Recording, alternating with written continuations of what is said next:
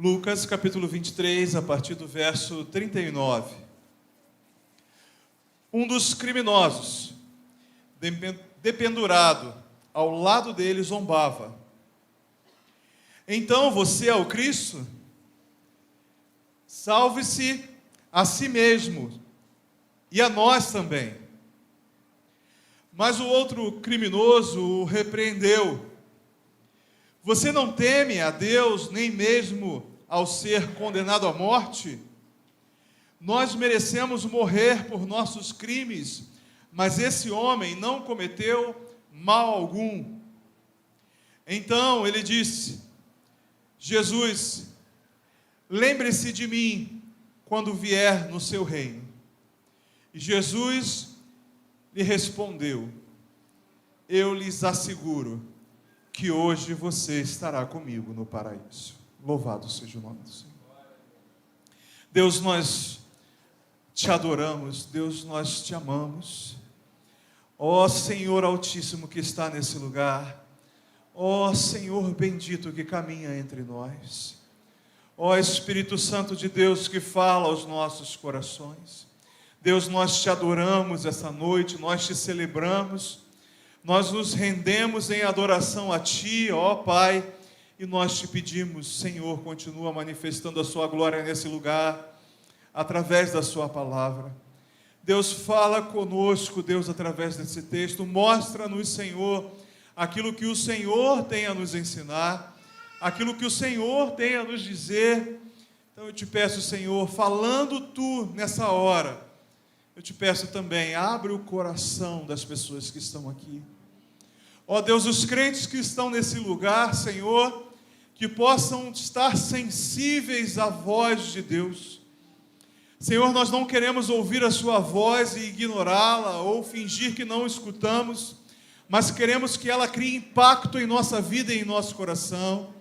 Senhor, como crentes, nós te pedimos isso. Ó Senhor, aqueles que ainda não creem em Ti, aqueles, Senhor, que ainda não abriram a sua vida para receber o Senhor como Rei, como Senhor, como Salvador, nós te pedimos, Senhor, abre esse coração. Ó Deus, esse coração atribulado que entrou nesse lugar, distante de Ti, Deus. Aqueles que estão vivendo lutas, aflições, Senhor, que escutem de maneira clara a Sua voz nessa noite. É isso que eu te peço, em nome do Senhor Jesus. Amém. Nosso Jesus estava crucificado. Ele havia sido levado à cruz do Calvário. E não se engane, Jesus não foi levado à cruz do Calvário simplesmente pelos soldados romanos. Jesus não foi levado à cruz simplesmente pelos fariseus, pelos religiosos judeus. É claro que no plano de Deus, no plano eterno do Senhor, os soldados, os religiosos, estavam ali incumbidos de fazerem o seu papel para que Jesus chegasse até a cruz. Mas não pense vocês que foi responsabilidade completa dos romanos e nem dos judeus que Jesus fosse crucificado. O próprio Pai direciona o Filho à cruz. A Bíblia fala que muito antes do Império Romano existir, ou muito antes da cultura religiosa judaica ser tão forte naquela ocasião, a Bíblia fala que o Cordeiro já estava imolado desde o princípio de todas as coisas, desde o início dos séculos. O Pai já havia planejado, o Pai já havia estabelecido que o Cordeiro seria imolado, que Jesus seria crucificado. A morte de Cristo se tornou necessária diante de uma humanidade pecadora como nós somos. Você é um pecador, eu também sou. De Adão para cá, só nasce pecador nesse lugar. De Adão para cá, toda vez que a gente toma uma decisão contrária à lei de Deus, à perfeita lei de Deus, toda vez que a gente toma uma decisão contrária ao que Deus estabeleceu como puro, como santo, como verdadeiro, nós pecamos. E você, como eu, precisa admitir que desde que você nasceu, você tem pecado pra caramba. Se a gente pudesse agora consultar lá o arquivo do céu, e quero crer que o céu já está mais moderno, então a gente não tem mais aqueles fichários, mas a gente acessa o sistema, e acessando o sistema e pesquisando lá pelo seu nome, a gente vai encontrar muito provavelmente, de que você tem consciência dos seus fatos, dos seus atos, desde o momento em que você tem consciência da sua vida, ou que você toma as suas decisões, é bem provável que a gente consiga ali um arquivo gigantesco. Aos 6 anos mentiu para os pais, aos 7 anos brigou na escola, aos 8 anos, isso só se eu for contar um por ano, né? Porque se a gente for detalhar esse arquivo, é provável que seja um arquivo gigantesco. É por isso que a morte de Cristo foi necessária. Foi na cruz que nós vimos os nossos pecados pendurados em Jesus, agarrados a Ele. Era necessário, a morte de Cristo era necessária. Na semana passada nós vimos que até chegar na cruz, Jesus ele passa por tremendas humilhações. É muito comum a gente olhar para o sacrifício de Jesus e enxergar apenas a cruz, sem perceber que até chegar à cruz, muita surra foi estabelecida, muita chicotada foi dada, a humilhação que Jesus sofreu, isso nós vimos na semana passada. E agora Jesus está na cruz, não pense que as humilhações terminaram, porque Jesus é crucificado em meio a criminosos. Eu fico imaginando quão alegre a gente fica quando nós estamos em meio a criminosos, não é verdade? Imagine que você está em um lugar sentado aí e você não conhece a pessoa que está ao seu lado. Imagine essa situação. Talvez você esteja do lado da sua esposa, do seu esposo, e aí eu quero dizer que do lado de vocês dois aí tem um assassino.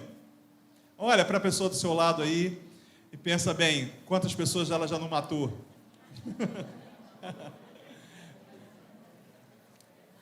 Talvez não tenha matado ninguém, mas não foi por falta de vontade, né, Raíssa? Então, é claro que você está olhando para o lado e você está vendo pessoas que você conhece e falando, isso aqui não mata uma mosca. É gente boa, é tudo tranquilo. Mas imagine você que se de fato você estivesse aí do seu lado com criminosos. Se sentasse aí perto de você alguém com uma lista de crimes muito grande. O quão inseguro você ficaria, preocupado você ficaria com a sua segurança, com a segurança da sua família, com as pessoas que estão ao seu lado. Ou você talvez pensaria, eu estou no lugar errado, esse aqui não é o meu lugar. Vocês já passaram por situações assim, de ter que passar por um lugar determinado que você sente que você é um peixe fora d'água? Uma vez eu estava passeando no carnaval e a gente foi comprar um cachorro-quente prensado, e o lugar onde vendia o bendito do cachorro-quente prensado era bem no meio de um coreto, com o pessoal fantasiado, isso aqueles que estavam com roupa, né? Que tinha um pessoal que eu não chamo nem aquilo de roupa. E aí, enquanto a mulher preparava o cachorro-quente, eu ficava pensando, Jesus, prepara logo. Eu estou aqui me sentindo muito deslocado nesse lugar, eu não estou no lugar certo, eu não nasci para estar aqui. Já se sentiu assim, deslocado?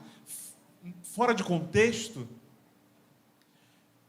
3 pessoas crucificadas. Mas eram 3 criminosos?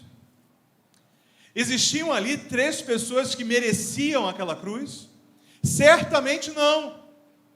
Uma das pessoas que estava naquela cruz, a que estava na cruz do centro, não havia cometido crime algum, mas estava e foi se achado entre criminosos.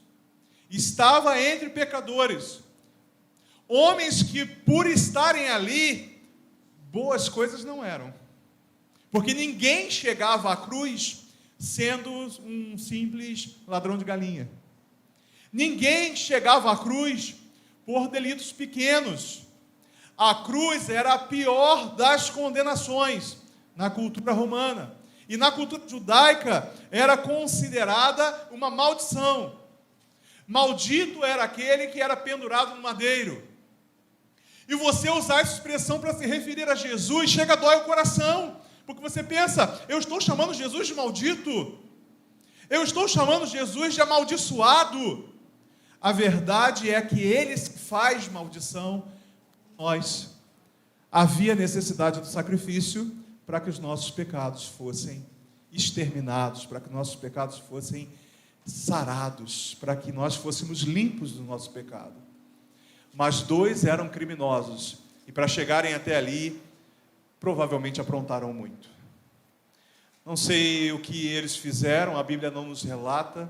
Algumas pessoas tentam sugerir o que eles fizeram, mas eu prefiro não supor aquilo que a Bíblia não diz. Certamente, eram pessoas muito mais. Hoje em dia, se fossem hoje em dia, elas fariam parte daqueles noticiários, e eu não sei se você é fã desse tipo de noticiário, aquele que só mostra desgraça, né? Olha lá, vamos prender o cara. Eu não sei como é que eles falam, porque eu não vejo nesses programas. Mas aquela do escracha, e vamos lá, CPF cancelado. Já viu esse tipo de programa que usa esse tipo de expressão? Certamente esses 2 estariam figurando nos noticiários, desse tipo de noticiário. Mas prestem atenção, Jesus está no centro. Cada um deles poderia olhar para Jesus e ver praticamente a mesma cena, só que de ângulos diferentes, concordam? Um olharia para a esquerda e veria Jesus crucificado. Outro olharia para a direita e veria Jesus crucificado. A cena é a mesma. Mas não é somente o ângulo que é diferente. Não é somente o fato de um enxergar o lado esquerdo de Jesus e o outro enxergar o lado direito de Jesus. Existe uma decisão sendo tomada ali que também é diferente. Existe uma postura tomada ali nesses 2 criminosos que também é diferente.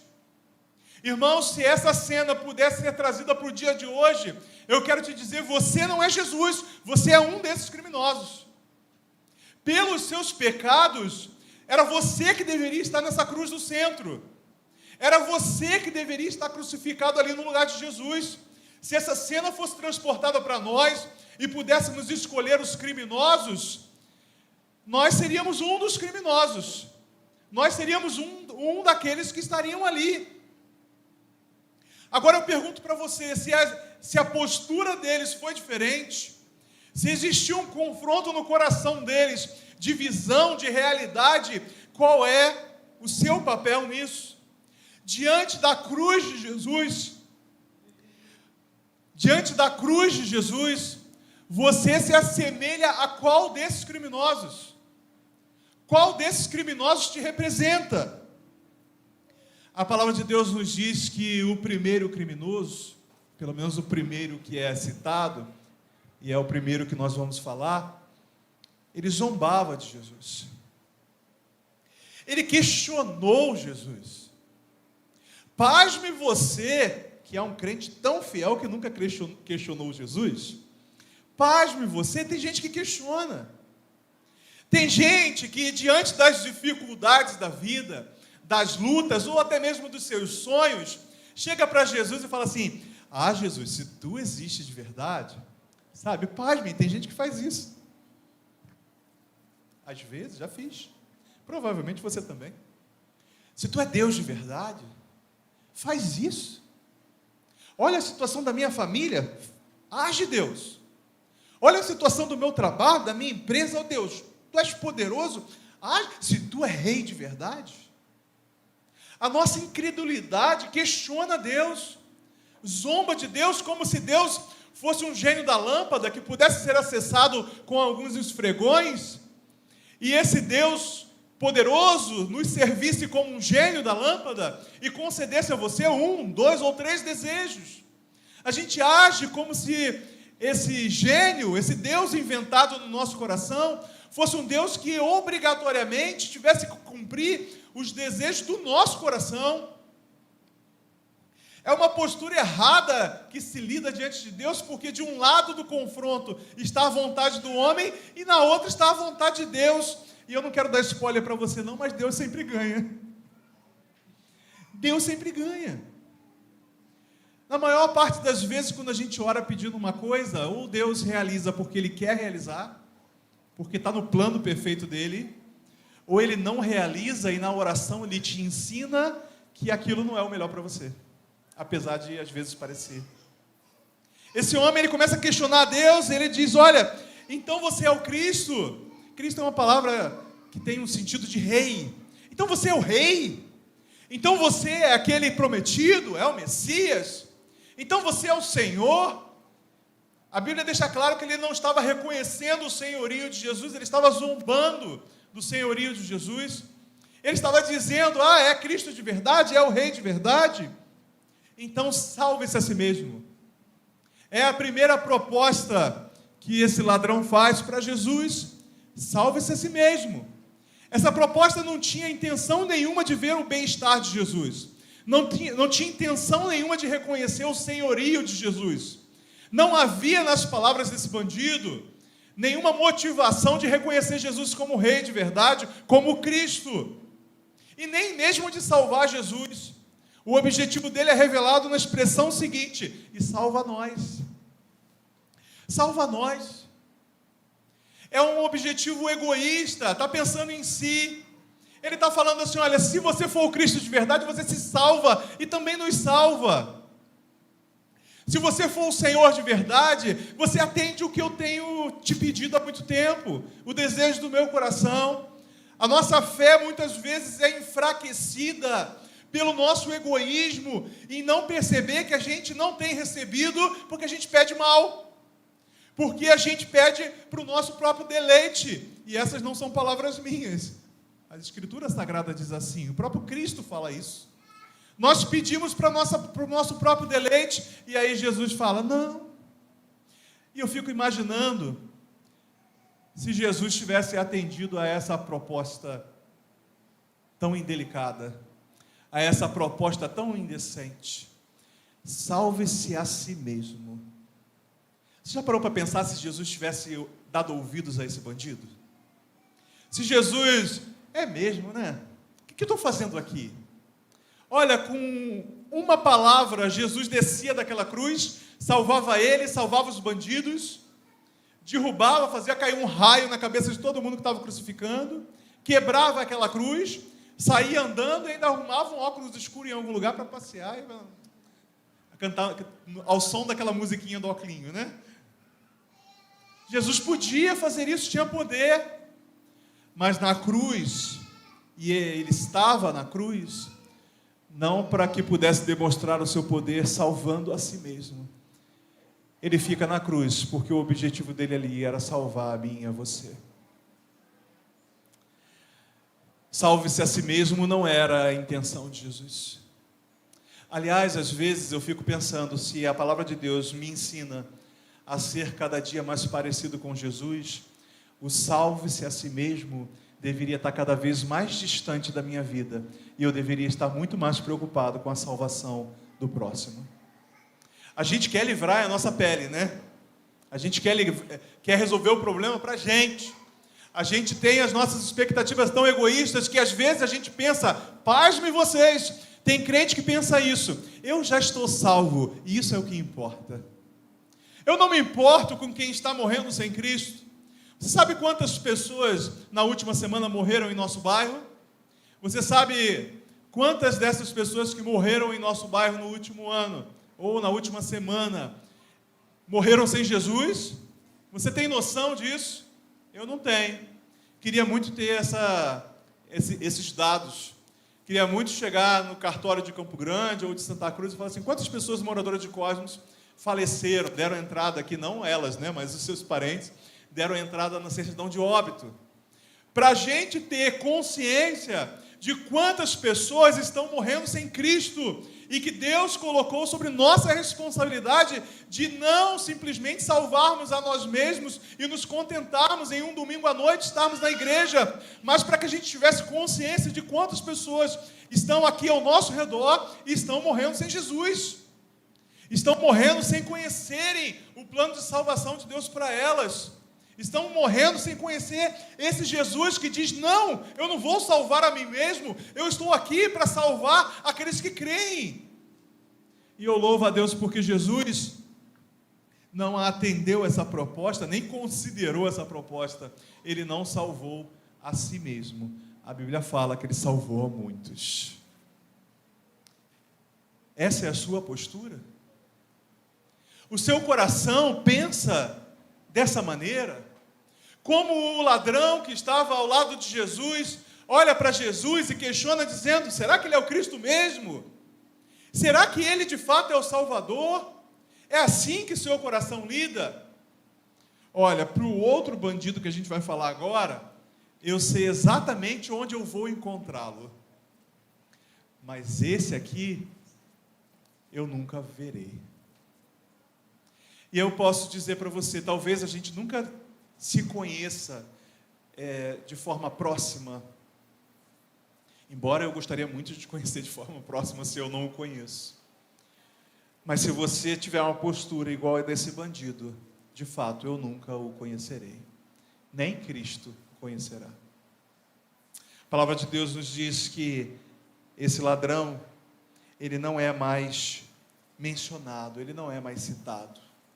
Ele se perde na história e ele se perde em sua eternidade também. Porque ele não entendia o sacrifício de Jesus e nem tinha Jesus, de fato, como Senhor e Deus da vida dele. O outro, porém, a partir do verso 40, repreende esse ladrão. Eu não sei quais crimes esse bandido cometeu. Eu não sei como é que era a vida dele, embora eu imagine que tenha sido uma vida de muitos crimes, ou uma vida bem errada, bem torta. Mas eu sei que ele repreende o outro criminoso, dizendo: você não teme a Deus, nem mesmo bem perto da sua condenação de morte. Eu já contei para os irmãos uma ocasião em que eu tive a oportunidade de pregar para uma mulher que estava em seu leito de morte, e ela reconheceu Jesus como Senhor e Salvador. E naquela mesma noite que eu fui lá, depois de chegar em casa, eu tive a notícia de que ela tinha acabado de falecer. No leito de morte. E muita gente, eu não sei se isso é uma expectativa do seu coração, fica adiando a sua decisão de abraçar Cristo, de ter Cristo como Senhor da sua vida, porque fica pensando assim: não, antes disso acontecer, eu preciso curtir a minha vida. Quando eu estiver no leito de morte, eu aceito Jesus como Senhor e Salvador. Tem gente que pensa assim, como se você não pudesse morrer sem ter essa oportunidade. A Bíblia fala que a gente deve buscar o Senhor enquanto se pode achar, invocai-o enquanto está perto. A Bíblia diz isso porque hoje ele está perto, mas haverá ocasião em que você não vai ter mais essa oportunidade. Enquanto há fôlego de vida, você tem a oportunidade de repente aceitar Jesus, de fato, até de repente perto da sua morte. Mas e se você não tiver a oportunidade de entender que está perto da morte? E se você estiver perto da morte hoje? E se agora você está perto da morte? E se você se encontrar com Cristo daqui a 5 minutos, daqui a 10 minutos, quando o culto acabar, o que será da sua vida? O que tem se preparado? Para quem você será? Esse ladrão, percebendo a necessidade de ter Jesus como Senhor e Rei, como Cristo, repreende o outro dizendo: nem na beira da morte. Porque acredite você, tem gente que nem na beira da morte. Nem na beira da morte ela consegue abrir a vida dela para receber Jesus, reconhecer Cristo como Senhor. Embora, como eu falei, ninguém sabe se estamos à beira da morte. Você pode não ter diagnóstico nenhum, pode não ter doença nenhuma, e ainda assim não deitar na sua cama essa noite. Porque a nossa vida está nas mãos de Deus. Ele é que sabe. Ele repreende esse homem, e aí faz um reconhecimento há 2000 anos atrás, que muitos ainda hoje não fazem. Ele diz assim: olha, nós merecemos morrer por nossos crimes. Sabe o que é isso? Reconhecimento e arrependimento. Nós merecemos morrer. O primeiro passo para alguém entrar no reino de Deus, o primeiro passo para alguém de fato poder se dizer cristão, poder ter certeza da salvação, poder dizer que Jesus de fato é o seu Senhor, é o arrependimento. Sem arrependimento não há remissão de pecados. Então aquela pessoa cheia de si mesmo, você não conhece ninguém assim, eu conheço, mas você não conhece. Aquela pessoa cheia de si mesmo, Aquela pessoa que bate no peito e diz: eu não preciso disso, eu não preciso de Jesus, eu não preciso de igreja, eu não preciso de orientação, eu não preciso da palavra, eu sou autossuficiente, eu sou dono do meu próprio nariz, eu sou dono da minha própria consciência, eu sou dono do meu próprio futuro. Essa pessoa nunca vai se arrepender e, por consequência, nunca entrará no reino de Deus. Nunca vai desfrutar de uma comunhão com Cristo, nem aqui, nem depois da morte. Porque ela se acha autossuficiente. Precisa haver arrependimento. Entra no reino de Deus, e eu creio que temos muitos aqui, não temos? Que já entraram no reino de Deus, amém? Amém. Entra no reino de Deus aqueles que dizem assim: olha, eu sou pecador mesmo. Eu sou. Sabe essa lista do sistema lá dos céus?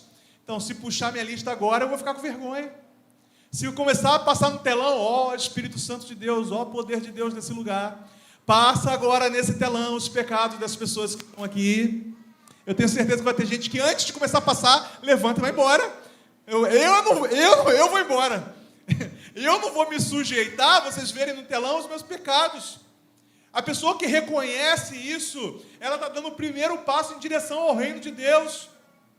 Eu quero dizer para vocês que o assunto principal dos evangelhos nem é a salvação, é o reino.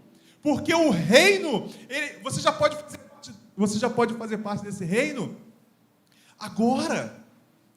E aí, quando você morrer, você é do reino de Deus, você vai viver o reino de Deus na eternidade. É um reino presente, é um reino já atuante. O rei já existe e está aqui nesse lugar. A palavra de Deus então nos diz que esse criminoso vai dizer: nós merecemos morrer pelos nossos crimes. Eu vou transferir, vou tomar o lugar desse bandido e vou falar como ele falou para mim mesmo e também para você. Nós merecemos morrer pelos nossos crimes. A Bíblia fala que o salário do pecado é a morte. Não temos outra alternativa. Nós morreremos. Mas louvado seja o nome do Senhor, porque o dom gratuito é a vida eterna. O presente que Deus dá a todo aquele que crê, o presente que Deus dá a todo aquele que reconhece Ele como Senhor, como Rei, é a salvação em Cristo Jesus. Esse homem diz: nós merecemos a morte, mas esse homem não cometeu pecado algum. Então ele vira para Jesus. Agora preste atenção, a cena é a mesma.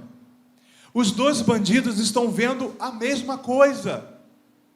Assim como agora nós estamos vendo a mesma cena do Jesus crucificado, nós estamos diante do mesmo fato consumado. Ainda assim haverão aqui nesse lugar aqueles que agirão como o primeiro bandido e aqueles que agirão como o segundo. Haverão aqui nesse lugar, diante da mesma cena, teremos aqui nesse lugar aqueles que desprezarão a Cristo e aqueles que aceitarão a Cristo. O Cristo é o mesmo, mas dependendo do que se passa no seu coração, a postura é diferente, a decisão é diferente. Esse homem vira para Jesus e diz: lembre-se de mim quando vier no seu reino. Essa frase desse homem, ela tem um poder de conhecimento espiritual tão grande que é até difícil entender como esse camarada consegue esse discernimento, como ele consegue ter esse entendimento, porque ele fala: lembra-te de mim quando entrares no teu reino. Irmãos, quem é que tem reino? Quem é dono de um reino? O plebeu é dono de um reino? O bobo da corte é dono de um reino? É, né? Não é não? Quem é o dono de um reino? Um rei. No seu discurso, na sua frase, na verdade, a gente pode chamar de discurso, é uma frase só, ele reconhece que está diante do rei. É um reconhecimento difícil de fazer, porque esse rei está crucificado. Ora bolas, que rei é esse? Que está aqui humilhado? Que rei é esse que está aqui crucificado? Não é uma visão tão fácil de ter não, irmãos. É uma visão difícil, tem que ter uma visão apurada, tem que ser iluminado pelo Espírito Santo de Deus para conseguir enxergar ali o rei crucificado. Porque em toda a história da humanidade, seja ela real ou fictícia, o rei ele é protegido. O rei abatido em batalha é batalha acabada, é nação vencida. Até você que joga xadrez, você sabe que você pode perder qualquer peça, mas se o rei ficar encurralado, é xeque-mate, você perdeu. As nações, quando iam para a batalha, quando o rei se prontificava a estar na frente de batalha, ele no máximo fazia o discurso lá para motivar os homens a enfrentarem a morte, mas ele era protegido. Morreu o rei, gente, para que a gente está lutando? A gente está lutando pelo rei. O rei morreu, já era. Então o rei abatido é batalha perdida, é reino exterminado. Era muito difícil enxergar Jesus como rei ali, e esse ladrão enxerga. Porque Jesus foi o único rei que, ao invés de ser protegido para não morrer, morreu para proteger. Morreu para salvar. Todos os outros reis são protegidos para não morrer, e Jesus morre para salvar. Vocês não precisam entrar nas batalhas, porque Jesus já ganhou por nós. Jesus já venceu a batalha por nós. Mas apesar de ser difícil de enxergar, esse ladrão enxerga. E a minha oração é que para essa noite você também enxergue. Que no Cristo crucificado há um rei vitorioso. Que no Cristo oferecido como sacrifício por nós, há um Cordeiro Santo que tira o pecado do mundo. Esse homem diz: lembra-te de mim quando entrares no teu reino. Ele reconhece Jesus como rei. E por isso ele recebe ali uma palavra que poucas vezes a gente viu, e eu não estou lembrando agora nesse momento, nenhuma outra pessoa na Bíblia que tenha recebido a confirmação de que naquele dia ia para o céu. Aliás, nessa palavra de Jesus, quando ele diz: eu lhe asseguro, hoje você estará comigo no paraíso. Eu costumo dizer que essa frase tem uma notícia boa e uma notícia ruim, né? A notícia ruim é que o ladrão descobriu que ia morrer naquele dia mesmo. Que ele não ia ver o nascer do sol do outro dia, ele ia morrer. E a notícia boa é que, fechando os olhos para esse mundo, ele abriria para Jesus na glória. Um ladrão, um criminoso, salvo pela graça de Jesus mediante a sua fé. Você, um ladrão, um criminoso, salvo pela graça de Jesus mediante a sua fé. Você tem fé? Que ladrão você é? Eu não estou te perguntando se você é um ladrão, não. Eu estou afirmando: você é um criminoso. A pergunta é: que criminoso você é? O que só consegue ver aquilo que os seus olhos estão mostrando, e por isso vê um camarada que se dizia Cristo, mas estava crucificado, parecia um derrotado? Ou você enxerga como outro ladrão, que apesar de crucificado, vê um Cristo redimindo a humanidade, vê um Cristo redimindo você? Que tipo de ladrão você é?